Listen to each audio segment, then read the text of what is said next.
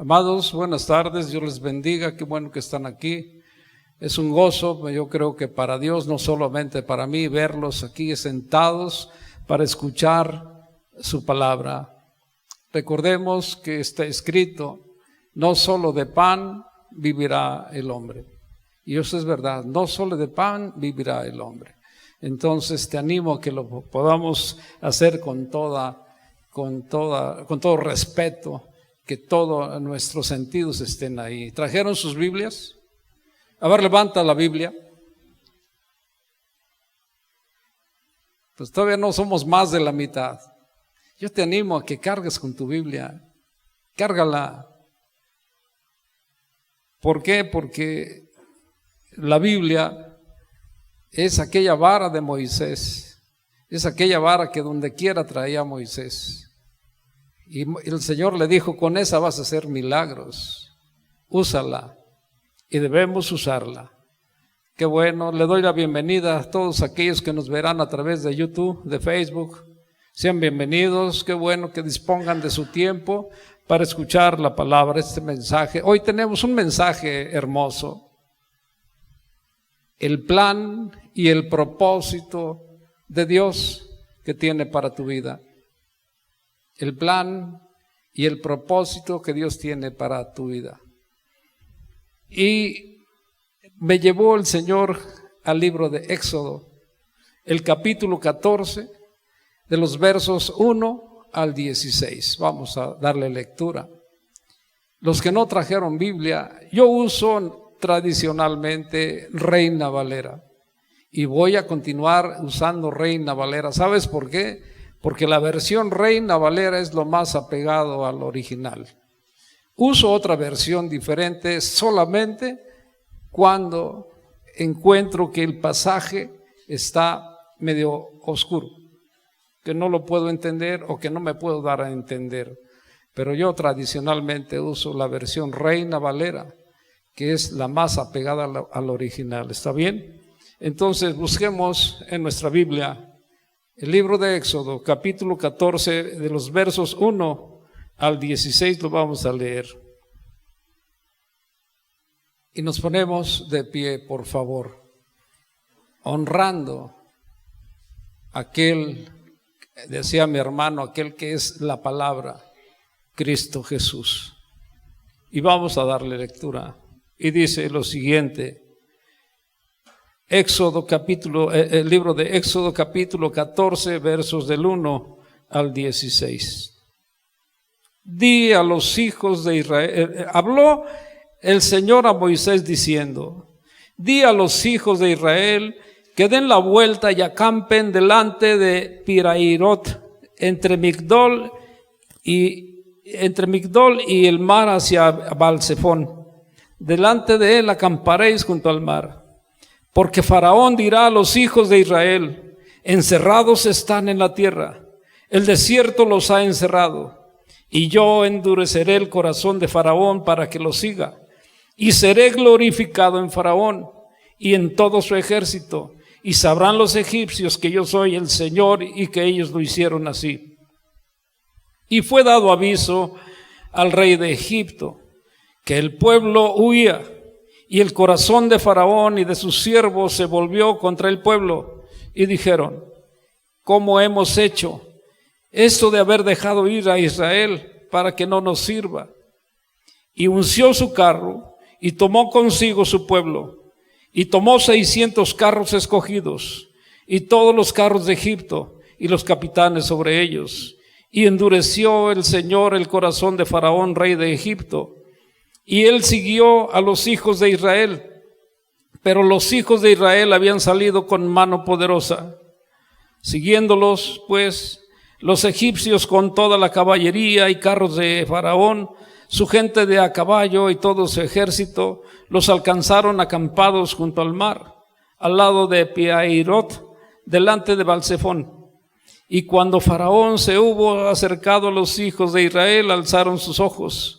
Y he aquí que los egipcios venían tras ellos, por lo que los hijos de Israel temieron en gran manera y clamaron al Señor. Y dijeron a Moisés, ¿no había sepulcros en Egipto que nos has sacado para que muramos en el desierto? ¿Por qué has hecho así con nosotros, que nos has sacado de Egipto? ¿No es esto lo que te hablábamos en Egipto, diciendo: déjanos servir a los egipcios? Porque mejor nos fuera servir a los egipcios que morir nosotros en el desierto. Y Moisés dijo al pueblo: no teman, estén firmes y vean la salvación que el Señor hoy les da a todos ustedes. Porque los egipcios que hoy habéis visto, nunca más para siempre los veréis. El Señor peleará por vosotros y vosotros estaréis tranquilos. Entonces el Señor dijo a Moisés: ¿por qué claman a mí? Di a los hijos de Israel que marchen. Y tú alza tu vara y extiende tu mano sobre el mar y divídelo. Y entren los hijos de Israel por en medio del mar en seco. Vamos a orar. Señor, es verdad, tu palabra es tan clara que somos tan necios que no queremos buscarte a través de ella. Tú nos estás diciendo en todo momento: no teman, porque ustedes podrán ver la salvación que hoy hago para ustedes, que yo pelearé por todos ustedes, que sus enemigos serán arrasados porque yo estoy con ustedes y yo soy el que voy a luchar por ustedes. Gracias, Señor. Lo único que tenemos que hacer es ser obedientes a ti, Señor, porque está escrito que tú serás enemigo de nuestros enemigos y afligirás a quien nos afligiere. Y eso es bien cierto. Por eso hoy queremos tomarnos de tu mano. Abre nuestros oídos, abre nuestro corazón. Queremos darle entrada a tu palabra para que, Señor, tu palabra pueda germinar y haga lo que tenga que hacer en cada uno de nosotros. Te pido, Padre, que limpies mis labios de toda iniquidad y pongas tu palabra en mi boca. Mi corazón te lo ofrezco como una ofrenda grata y agradable a ti. Padre, gracias, porque yo sé que esta palabra será hablada por tu Espíritu Santo, en el nombre de Jesús. Amén. Siéntate, hermano. El plan y el propósito que Dios tiene para tu vida y para todos los que creemos en Él. Si te fijaste a los que les mandé por ahí el mensaje, les decía yo que con frecuencia la vida es cruel. ¿Por qué es cruel la vida? Porque en todas partes, cada día, todos enfrentamos problemas, necesidades, nos angustiamos, somos temerosos, enfrentamos la enfermedad, la muerte, el despido del trabajo, la pérdida del empleo, algún accidente, las relaciones rotas, la escasez de dinero, el sufrimiento, el dolor. Yo no sé qué más podemos agregarle. Y cuando todo esto estamos viviendo, nos preguntamos: ¿dónde está Dios realmente cuando lo necesitamos? ¿Dónde está Dios cuando lo necesitamos? Culpamos a Dios de todo, que no nos oye, que no nos atiende. Pero ¿dónde está Dios en ese momento de nuestra real necesidad? Y sabes, si tú pusiste atención, podemos entender que esta era precisamente la situación en que se encontraba Israel, el pueblo de Dios. Esta era la situación en que ellos se encontraban. Ellos habían sido libres, habían sido liberados por el poder divino. Pero ¿para qué habían sido libres? ¿Acaso para ser cazados como animales? Ellos estaban atrapados, lo acabamos de escuchar. Estaban atrapados entre el Mar Rojo y el ejército de Faraón que los tenía rodeados. Enfrentaban un gravísimo problema, un problema que había que vencer, un problema cuyo obstáculo era insalvable. Enfrentaban a un hombre cuyo corazón estaba endurecido y que se había vuelto loco por el odio contra ellos. Yo no sé qué estés viviendo hoy. Yo no sé qué problema esté enfrente en tu vida. Pero hoy te digo que hay alguien que te puede ayudar. Hay alguien que no nos falla. Los que le fallamos somos nosotros. Hay alguien que no nos falla. Aquellos hombres enfrentaban, dice la Escritura, a un ejército poderoso, 600 carros escogidos. Cuando habla la Biblia de 600 carros escogidos, se refiere a las máquinas de guerra más avanzadas en ese momento. Hoy nos hemos dado cuenta que Vladimir estaba hablando de unos misiles de no sé qué alcance tenían y no sé qué tanto poder hablaba. Yo no le entiendo mucho, pero sé que eran muy destructivos y que ese misil viaja a velocidades enormes y que no camina ni 1 ni 2 kilómetros, camina creo que hasta miles de kilómetros, que puede alcanzar desde allá cualquier parte de la tierra. Así eran esos carros escogidos, máquinas de guerra, las más avanzadas en ese momento. Entonces todo eso enfrentaba a un enorme ejército con todos los carros escogidos, los capitanes de ellos, toda la caballería y toda la gente de a caballo y todo el ejército de Faraón. Ese era el problema que enfrentaba Israel. Un ejército, el más poderoso de la tierra en aquel momento. Pero sabes, quiero decirte una cosa. El problema no era Egipto y su poderoso ejército. El problema no era que estuvieran atrapados entre el desierto y el Mar Rojo y obviamente el ejército de Faraón. Eso no era el problema. El problema eran ellos. El problema estaba en su corazón y sus pensamientos. Ese era el problema. Yo no sé qué estés tú viviendo hoy, que no puedas desprender tu corazón a Él, que no puedas humillarte en la presencia del Señor. Escrito está que un corazón que se duele, que se humilla, Él no lo desprecia. ¿Qué tenemos que hacer? Solo rendirnos a Él. Eso es lo único que tenemos que hacer, rendirnos a Él. Pero ellos se preguntaban, cuando estaban viviendo todo eso, Señor, ¿por qué me sucede esto? ¿Por qué permites que me suceda esto?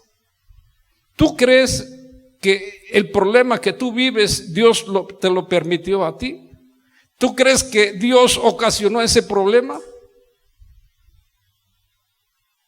Dios es soberano y es bueno y Él está al cuidado de nosotros. Él no crea los problemas. Nosotros decimos, Señor, tú has permitido que este problema exista en mí. Dios no crea nuestros problemas. Nosotros somos los causantes de nuestros propios problemas, que no queremos entender, que somos necios. Y ellos decían, Señor, ¿por qué permites que me suceda esto? Tan solo cuando estábamos en Egipto, todo estaba bien. Todo estaba bien. Por las Escrituras nosotros conocemos que estos hombres siempre se quejaban, con frecuencia se quejaron de manera implacable de Dios y de Moisés. Siempre se quejaron de que Dios era cruel con ellos, Quizás tú también le has dicho: Señor, mira cómo estoy, no tienes piedad de mí, mira en qué crueldad me tienes. Yo no sé, pero tú lo sabes, tu relación con Él. Ellos se quejaban de esa manera, pero déjame decirte, quejarnos contra nuestro Dios solo revela una fe débil de nosotros. Solo revela una fe débil en nosotros. Pero Moisés sabía que ante el peligro, Dios todo lo tenía bajo control.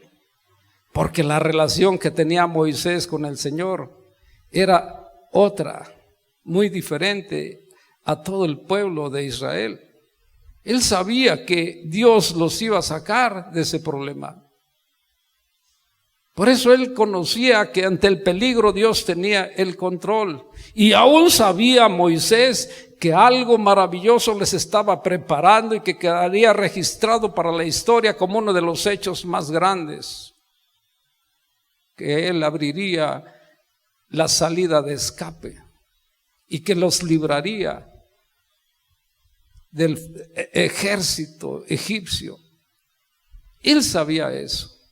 Y no solo eso, que serían testigos oculares de su inmenso poder,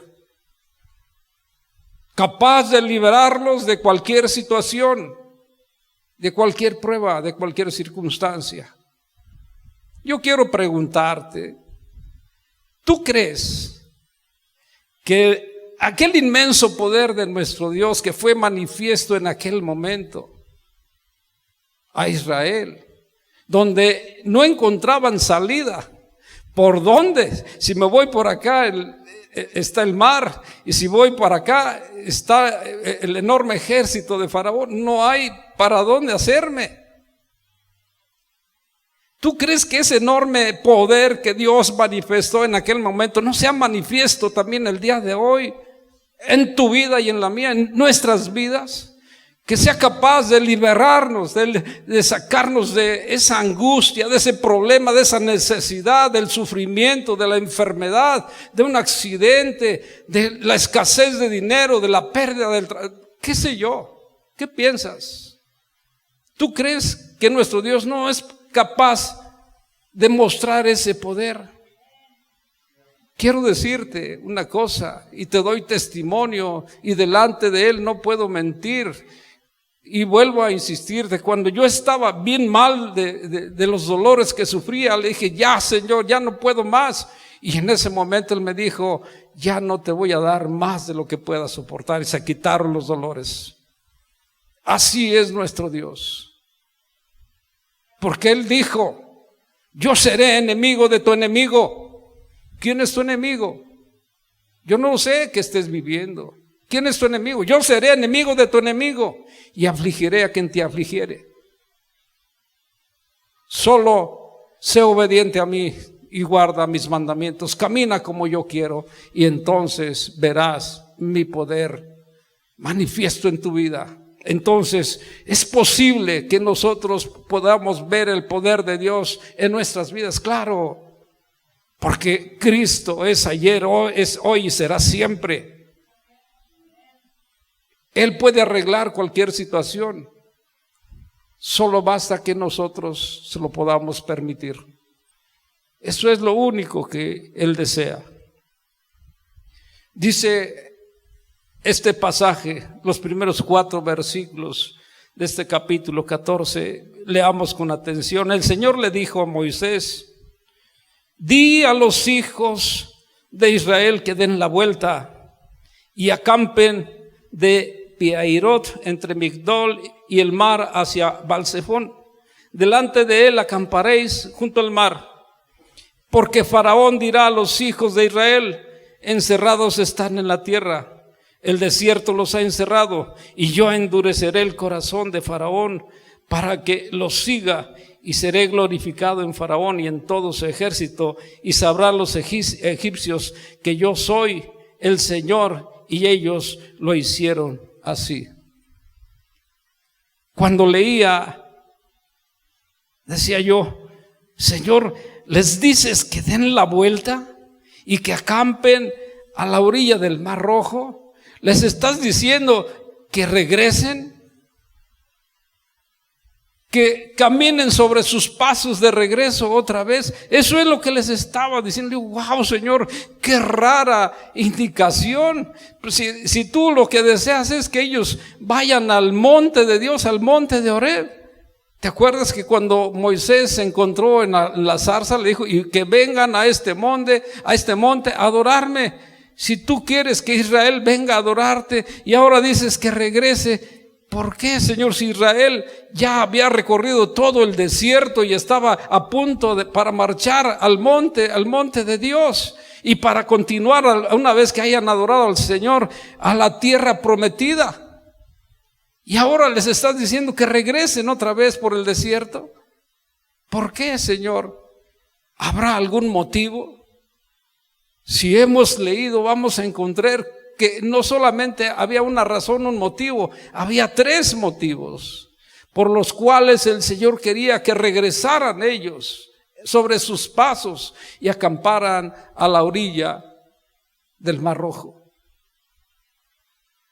Dios quería que Faraón pensara que Israel estaba atrapado. Es el primer motivo. Dios quería que Faraón pensara que Israel estaba atrapado entre el mar y el desierto. Mira lo que dice el verso 3, porque Faraón dirá a los hijos de Israel, encerrados están en la tierra, el desierto los ha encerrado. Eso quería nuestro Dios que él pensara, porque era el plan de Dios para salvar a su pueblo. ¿Cuántas veces pensamos, Señor, estás equivocado? Mira, me estás diciendo esto y creo que está mal. Y aparentemente, ¿por qué me haces regresar si ya salí y ahora quieres que yo regrese otra vez al problema? Es sorprendente la indicación, pero sí había ese propósito o esos 3 propósitos. Faraón escucharía que Israel estaba acampando a la orilla del Mar Rojo, que por lo tanto estaban indefensos, desvalidos, desamparados, y que sería fácil atraparlos ahí para regresarlos como esclavos a Egipto. Porque ¿sabes por qué? Porque Egipto había sufrido una gravísima crisis al dejar ir a Israel. La pérdida de la mano de obra israelita, al haber liberado a 2 millones más o menos de israelitas, había ocasionado un fuerte golpe a la economía de Egipto. Y por eso ellos querían que regresaran los esclavos para que todo esto fuera sanado. Pero ese era el plan de nuestro Dios. Y el segundo motivo es que nuestro Dios quería hacer justicia sobre Egipto, sobre Faraón y su ejército y sobre aquellos dioses paganos, aquellos dioses a los quienes ellos seguían, dioses falsos. Él haría su justicia sobre ellos. Los iba a destruir por tener sus corazones endurecidos. Ellos eran terriblemente idólatras y los iba a destruir también por haber llevado cautivos a su pueblo Israel, por tenerlos cautivos. Entonces, ¿qué estás pensando tú con todo esto?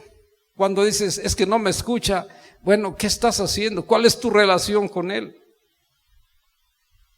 A lo mejor también estás adorando dioses falsos como lo hacían estos hombres de Egipto.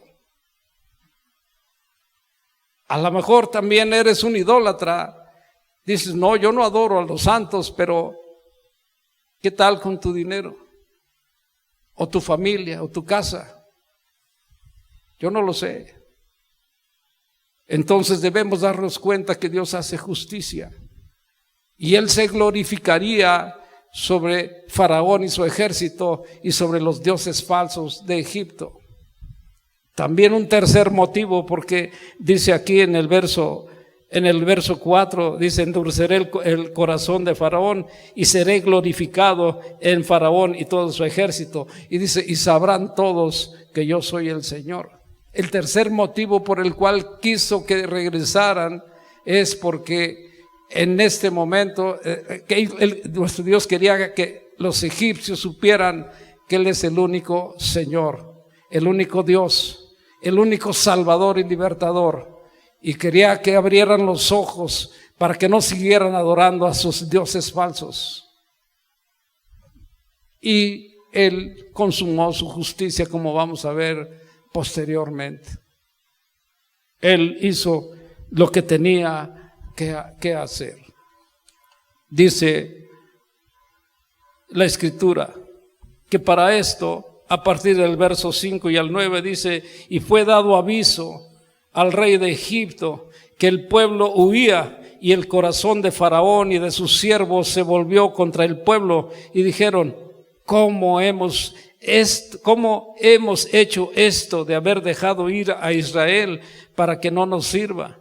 Y unció su carro y tomó consigo su pueblo, y tomó 600 carros escogidos y todos los carros de Egipto y los capitanes sobre ellos, y endureció el Señor el corazón de Faraón, rey de Egipto, y él siguió a los hijos de Israel, pero los hijos de Israel habían salido con mano poderosa. Siguiéndolos pues los egipcios con toda la caballería y carros de Faraón, su gente de a caballo y todo su ejército, los alcanzaron acampados junto al mar, al lado de Piahirot, delante de Balsefón. ¿Cuál fue la reacción de nuestro Dios ante el plan de los egipcios de lanzar un ataque salvaje y brutal a Israel? ¿Qué dice aquí? Endureció el corazón de ellos, en el verso 8. Endureció el corazón de ellos. Permitió que se endureciera más y más el corazón de ellos. ¿Por qué? Porque sería glorificado nuestro Dios para que vieran que Él es el único Dios vivo y verdadero.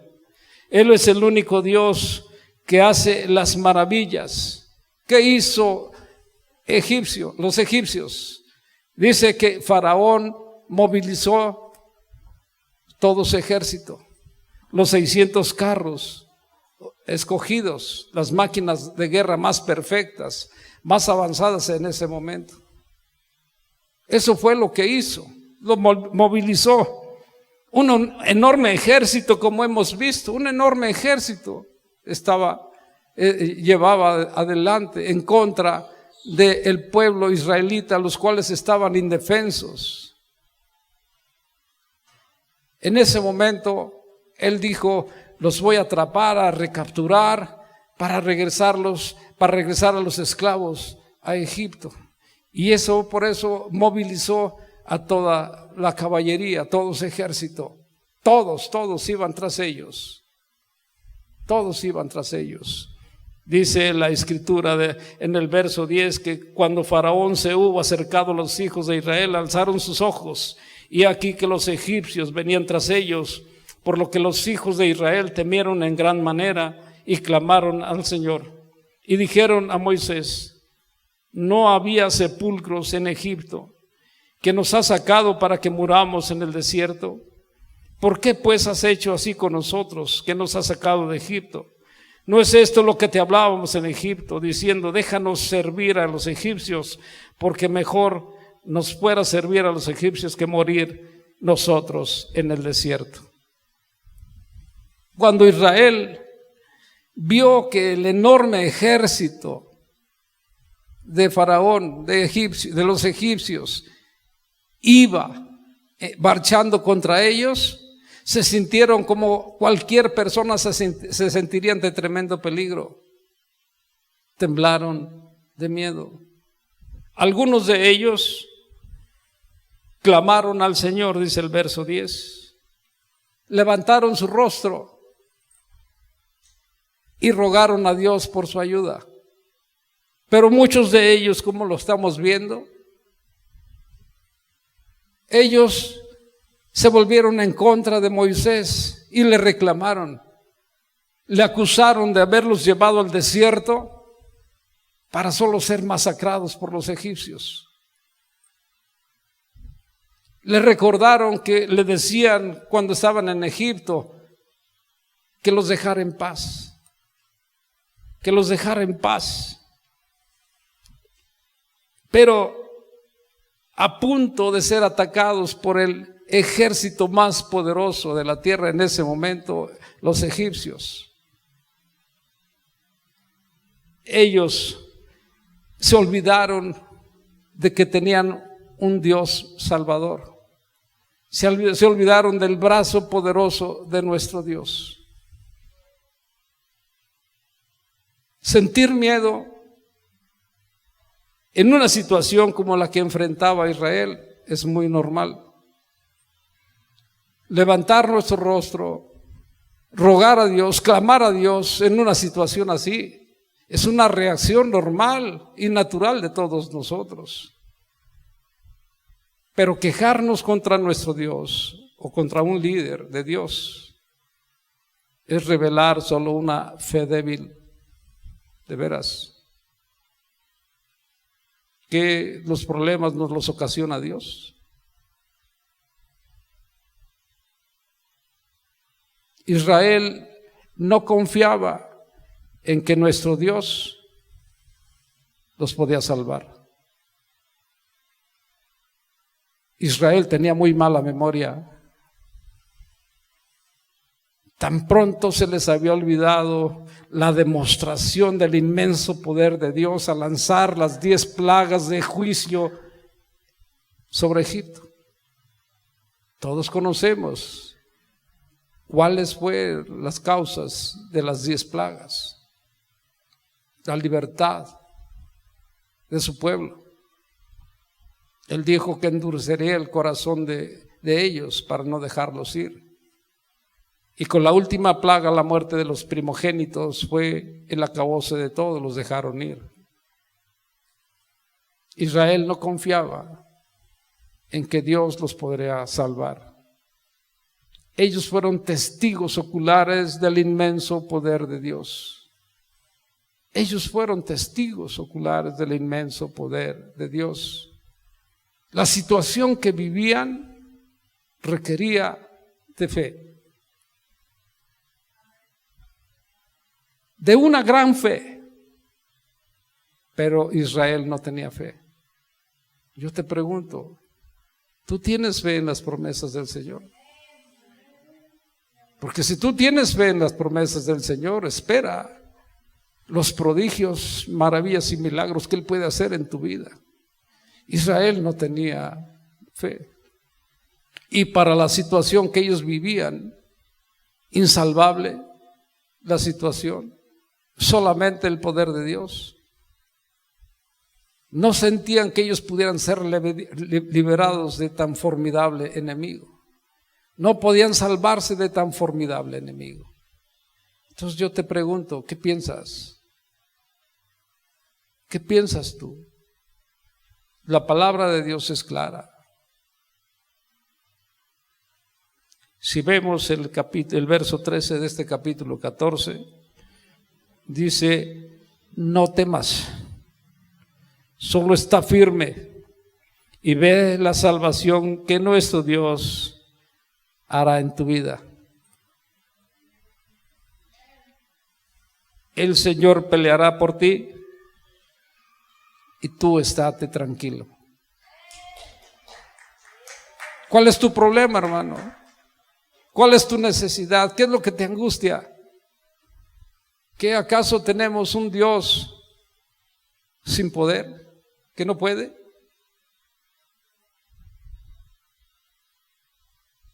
Nuestro Dios puede salvarte de cualquier prueba. Nuestro Dios puede sacarte del problema por terrible que sea, pero tú tienes que creerle a Él. Tened fe en Dios, está escrito, para que todo lo que le pidas orando sea hecho. No seas presa de la incredulidad. No seas presa del miedo. No seamos presas del miedo.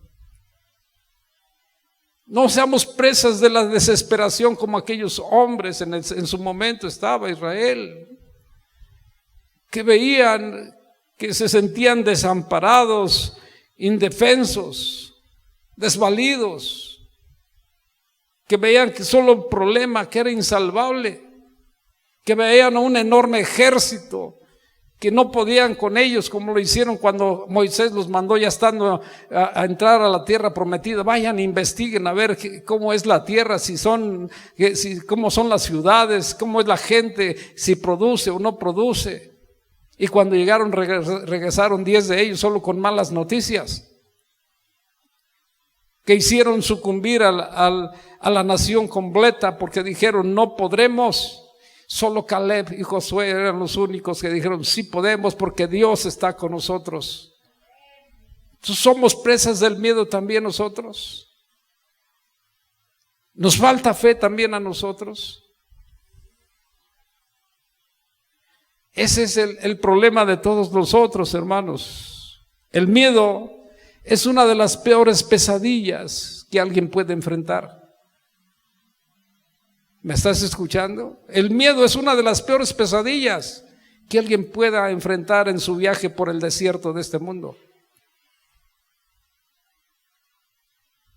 Y sabes, el único que puede quitarte ese temor y ese miedo se llama Dios, se llama Cristo. Por el miedo puedes hacer cosas que después te vas a arrepentir, porque puedes llegar hasta matar. Puedes enfermarte, puedes ignorar a Dios por el temor que hay en ti, porque sientes que nadie te puede ayudar. Pero el único que puede ayudarte ante eso es Cristo Jesús. Solo Cristo te puede dar la paz que necesita tu alma. Solo Cristo puede ayudarte, nadie más, para que puedas tú cruzar ese mar rojo, para que el poder de Dios pueda abrir esa brecha por donde tú tengas que pasar, porque Él te va a dar la salvación ahí te va a dar la vía de escape. Por eso hoy yo te pregunto, ¿cuál es tu necesidad? ¿Cuál es tu angustia? ¿Cuál es tu problema? ¿Qué te tiene hoy sumido, sumida? Que hasta te está enfermando. Que nuestro Dios no tenga esa gracia y el poder de sacarnos adelante. Ponte de pie, hermano.